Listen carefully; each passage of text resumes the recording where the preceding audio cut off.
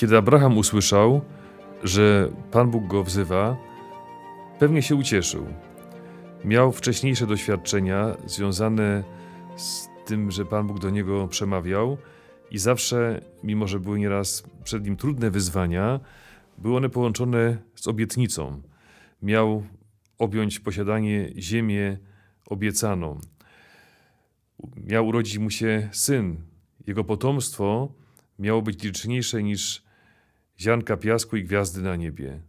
I tym razem, kiedy usłyszał głos Boga Abrahamie, był pewnie przekonany, że to kolejna obietnica połączona z radością, z oczekiwaniem na coś wspaniałego. To, co usłyszał, musiało go zmieść z nóg, musiało mu się ścisnąć serce, bo Pan Bóg mówi: idź do kraju Moria, weź swojego jedynego syna, którego kochasz, i tam go złóż w ofierze na jednym z pagórków, który ci wskażę. Abraham rusza w drogę. Ciekawe jest to, że nie targuje się z Bogiem, a potrafił to robić. Pamiętamy, że kiedy Bóg chciał zburzyć Sodomę, Abraham, człowiek wschodu, targuje się z Panem Bogiem. A gdyby tam się znalazło 50 sprawiedliwych, 45, 40, 30, 20, do końca chce obronić miasto. A tutaj nie ma targowania, nie ma spierania się z Bogiem. Abraham bierze 2 mężów, swojego syna i ruszają w drogę. Gdy zbliżają się do tego miejsca, gdzie ma nastąpić ofiara, do wzgórza Moria, Abraham widzi to miejsce z daleka i wtedy każe zostać tym swoim towarzyszom drogi, dalej rusza z samym Izaakiem. Kiedy byliśmy w Ziemi Świętej na pielgrzymce katechetów z księdzem profesorem Waldemarem Chrostowskim, przeżywaliśmy drogę krzyżową, idąc uliczkami Jerozolimy. Przy stacji 3. upadku Pana Jezusa ksiądz Chrostowski zwrócił uwagę, że z tego miejsca już było widać Golgotę. I ten 3. upadek mógł być po prostu omdleniem. Jezus, widząc miejsce swojej śmierci, kaźni, mógł tego nie wytrzymać. Mógł stracić przytomność. I ksiądz profesor Chrostowski, rozważając tajemnicę tego 3. upadku, mówi: bo inaczej jest, kiedy człowiek liczy się z tym, że może zachorować i umrze. To czeka każdego z nas. Ale zupełnie inaczej się to przeżywa, kiedy się już jest u lekarza, siedzi się naprzeciwko lekarza przy biurku i słyszy się diagnozę, że człowiekowi zostało jeszcze parę miesięcy życia. Abraham idzie dalej z Izaakiem. Moi drodzy, tajemnica posłuszeństwa Bogu, który nieraz dopuszcza w naszym życiu rzeczy bardzo trudne.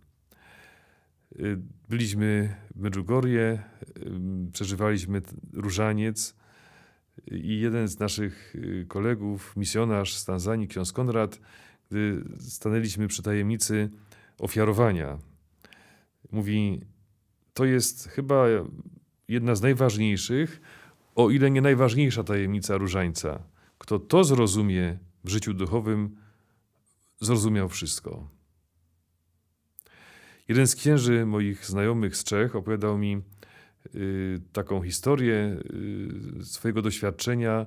Mówi, że kiedy był klerykiem, poznał starszego kapłana, który tam w Czechach bardzo wiele wycierpiał. Jego życie było bardzo trudne, ponieważ mówił prawdę, był solą w oku dla komunistów. Nigdy nie było mu dane objąć żadnej samodzielnej placówki.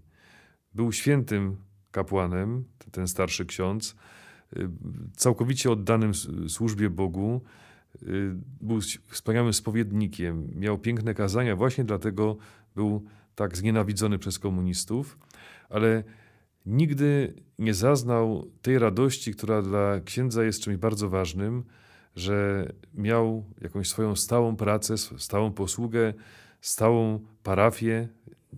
Nie mógł być proboszczem. Miał embargo na wszystkie poważniejsze funkcje. Był zawsze gdzieś w cieniu, był pomocnikiem, ale czuł się w tym dobrze, był szczęśliwym księdzem. Jedyną rzeczą, którą się cieszył, była kolekcja obrazów. Był miłośnikiem sztuki, zresztą się świetnie na tym znał i miał kolekcję obrazów o treści sakralnej. Ten kleryk odwiedził kiedyś tego starszego księdza, patrzy na te obrazy i szczególnie spodobał mu się obraz Matki Bożej, który wisiał na jego ścianie. Stanął przy tym obrazie, tak się mu przypatruje i wtedy ten ksiądz, staruszek, mówi: podoba ci się ten obraz? No tak, bardzo. Kiedyś będzie twój. Teraz ci go nie dam, bo jeszcze jest dla mnie bardzo ważny. Też bardzo, akurat ten obraz bardzo lubię, ale obiecuję ci, że kiedyś ten obraz stanie się twoją własnością. Mówi, że minęły lata, już został wyświęcony na księdza i pewnego razu, chyba wtedy pracował w seminarium duchownym, telefon. Dzwonią siostry zakonne, u których w klasztorze, w pokoiku mieszkał ten starszy ksiądz. Mówią: o, wreszcie odnalazłyśmy księdza, bo nasz ksiądz podopieczny prosił, żeby ksiądz go odwiedził. Jest już w dość ciężkim stanie. To chyba są jego ostatnie tygodnie. Mówi, że przyjechał do tego klasztoru, wchodzi do pokoju tego staruszka i jego oczom ukazał się taki widok. Na nocnej szafce trochę leków. Kredens, biblioteczka puste. Już nie ma tam żadnego przedmiotu. Wszystkie obrazy, które były na ścianach, również zniknęły. Na ścianie wisiał tylko ten jeden obraz Matki Bożej. I ten staruszek mówi: podejdź do tego obrazu. To jest ten, tak? Ten, który ci się podobał. Tak, tak, no jest przepiękny. Weź ten obraz. I mówi, że kiedy podszedł do ściany, zdjął ten obraz, wtedy ten staruszek powiedział: teraz oddałem już wszystko. I mówi mi ten ksiądz, który później był przełożonym w seminarium w Łomuńcu: tego świadectwa nigdy nie zapomnę. Chciałbym też w taki sposób przeżyć swoje kapłaństwo. Moi kochani, czy nie byłoby piękne właśnie w ten sposób przeżyć życie, żebyśmy w ostatniej chwili naszego życia mogli powiedzieć, każdy z nas: teraz oddałem już wszystko. Ale wróćmy do historii Abrahama. Kiedy Izaak znalazł się na ołtarzu, Abraham wyciągnął nóż, aby dokonać ofiary. Jak wiadomo, nastąpiła scena, która jest uwieczniona przez wielu artystów, wielu malarzy. Nagle anioł powstrzymuje rękę Abrahama. Nie rób krzywdy chłopcu. I Abraham słyszy wtedy głos Pana Boga. I wtedy, gdybyśmy mieli okazję to zinscenizować, dać jakiś podkład muzyczny, wtedy akord by się zmienił w durowy. Pewnie byłyby jakieś piękne, radosne dźwięki, bo Abraham wtedy słyszy głos Pana Boga: ponieważ byłeś mi posłuszny, obdarzę cię takim błogosławieństwem, którego będą ci zazdrościć wszystkie ludy ziemi. Twoje potomstwo będzie liczniejsze niż gwiazdy na niebie, niż ziarnka piasku.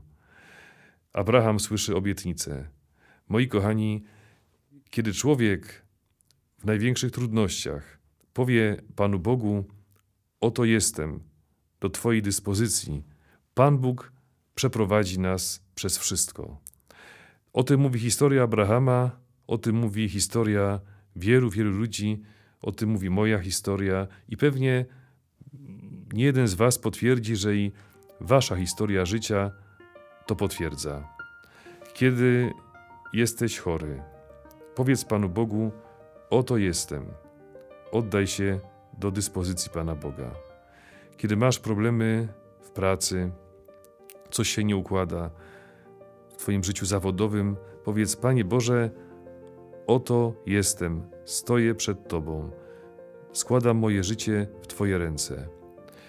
Kiedy pojawi się problem w rodzinie, jakiś kryzys, powiedz Bogu: oto jestem, wejdź w tę sytuację, chcę ją przeżyć z Tobą.